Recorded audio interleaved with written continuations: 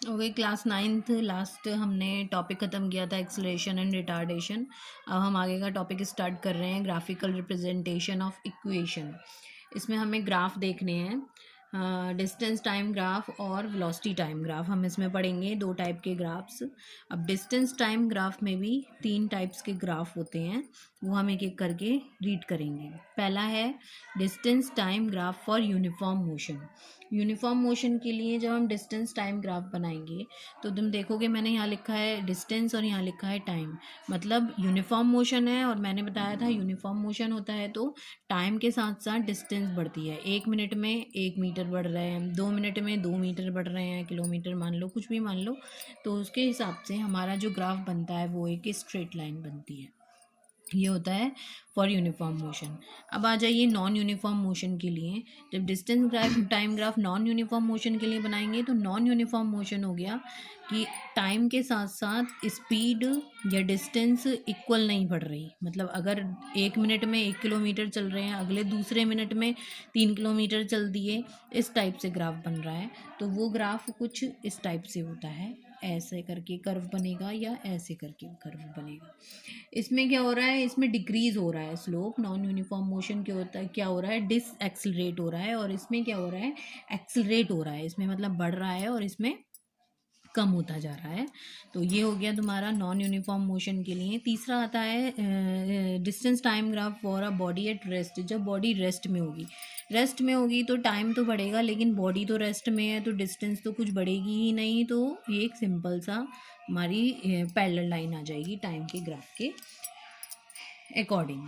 फिर आता है तुम्हारा velocity time graph. Velocity time graph भी कई टाइप के होते हैं। पहला होता है for uniform motion. Uniform motion के लिए जो वेलोसिटी टाइम ग्राफ होगा वो कितना होगा, डिस्प्लेसमेंट होनी चाहिए। अब डिस्प्लेसमेंट इसमें कुछ होगी नहीं, तो ये जो तुम्हारा आएगा इस टाइप से यूनिफॉर्म मोशन के लिए वेलोसिटी टाइम ग्राफ। नेक्स्ट है velocity time graph for uniformly accelerated motion. Uniformly accelerated motion मतलब सेम होगा फर्स्ट वाले की तरह, यूनिफॉर्म मोशन की तरह, कि टाइम के साथ साथ तुम्हारी वेलोसिटी बढ़ रही है।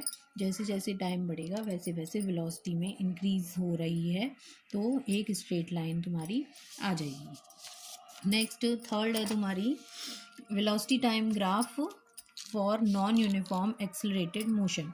नॉन यूनिफॉर्म एक्सिलरेटेड मोशन के लिए क्या होगा, नॉन यूनिफॉर्म है मतलब टाइम के साथ साथ क्या होगा, बढ़ रहा है घट रहा है, बढ़ रहा है घट रहा है। तो कुछ इस टाइप का, पहले मान लो इतना हो गया 2 सेकंड में, फिर अगले 2 सेकंड में कुछ ऐसे बढ़ गया, फिर अगले 2 सेकंड में ऐसे बढ़ गया, फिर ऐसे बढ़ गया। तो इस टाइप का कुछ ग्राफ तुम्हारा नॉन यूनिफॉर्म मोशन के लिए बनेगा, जो कि एक स्ट्रेट लाइन भी नहीं होगी, कर्व भी नहीं होगी, टेढ़ा मेढ़ा जिगजैग मोशन में ग्राफ बनेगा।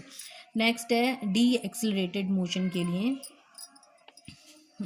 डी एक्सिलरेटेड मोशन के लिए जो तुम्हारा ग्राफ बनेगा वो बनेगा ऊपर से नीचे की तरफ, उल्टा ग्राफ बनेगा। मतलब पहले डी एक्सिलरेशन हो रहा है, मतलब पहले स्पीड बहुत ज़्यादा थी और धीरे धीरे धीरे धीरे करके स्पीड कम हो रही है। जो मैंने तुम्हें ट्रेन वाला एग्जाम्पल बताया था, ट्रेन जब स्टेशन पे रुकने के लिए आती है तो उसकी स्पीड बहुत ज़्यादा होती है, धीरे धीरे धीरे करके उसकी स्पीड कम होती है और एक बार जीरो हो जाती है। तो वो ग्राफ तुम्हारा इस टाइप से उल्टा ग्राफ बनेगा। ये हो गया तुम्हारा डी एक्सिलरेटेड मोशन के लिए ग्राफ। नेक्स्ट और लास्ट ग्राफ है तुम्हारा नॉन यूनिफॉर्म डी एक्सिलरेटेड मोशन।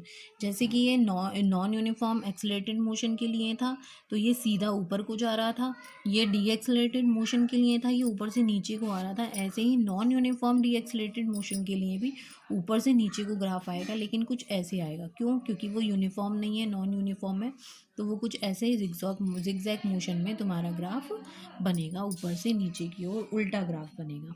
अब यहाँ पे क्वेश्चन मैंने लिखा है तुम्हारे ग्राफ से related, from the information given in distance time graph which of the following body A और B will be more faster. इन दोनों में से कौन सी फास्टर होगी? तो इन दोनों में से फास्टर होगी ए। क्यों होगी फास्टर ए? क्योंकि ये इस पॉइंट पे है, इस पॉइंट पे है, मतलब टाइम इसमें कितना है, इतना है, और ये इस पॉइंट पे है, इसका टाइम कितना है, इतना है। मतलब ये ज़्यादा टाइम ले रही है और कितनी डिस्टेंस चल रही है, इतनी डिस्टेंस चल रही है। और ये कम टाइम ले रही है और ज़्यादा डिस्टेंस चल रही है। यहाँ से डिस्टेंस इंक्रीज़ हो रही है, यहाँ से टाइम इंक्रीज। ये कम टाइम में ज़्यादा डिस्टेंस कवर कर रही है और ये ज़्यादा टाइम में कम डिस्टेंस कवर कर रही है। तो फास्टर कौन होगा? ए फास्टर होगा। Solution is VA is greater than VB। इतना वर्क अपनी नोटबुक में और कर लेना। नेक्स्ट टॉपिक कल को स्टार्ट करेंगे। Thank you.